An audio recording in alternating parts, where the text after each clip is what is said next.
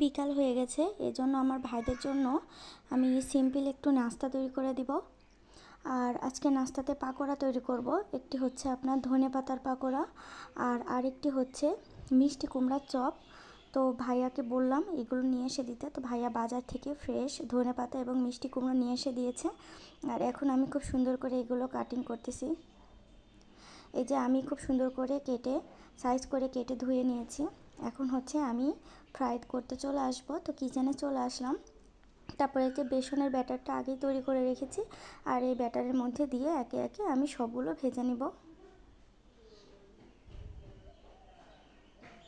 আমি যেখানে যাই সেখানেই রান্না করতে ভালো লাগে, আর আমি আসলে সবসময় আমার ভাইদের জন্য কিছু না কিছু তৈরি করে দিই, কারণ আমি ছাড়া ওদের দেওয়ার তেমন কেউ নেই এইসব আইটেম।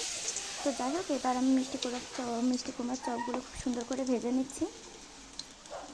আর আমাদের হাসিনা আপা যে বলেছিল যে মিষ্টি কুমড়া দিয়েও বেগুনি খাওয়া যায়, আসলে তার কথাটি একদম ভুল না। বেগুনির থেকেও এটা বেশি টেস্ট লাগে। বিশ্বাস না হলে আপনারা নিজেরা ট্রাই করে দেখবেন, আর অনেকেই খান আমি জানি। তো অনেক মজা। তো সবাইকে আল্লাহ হাফেজ।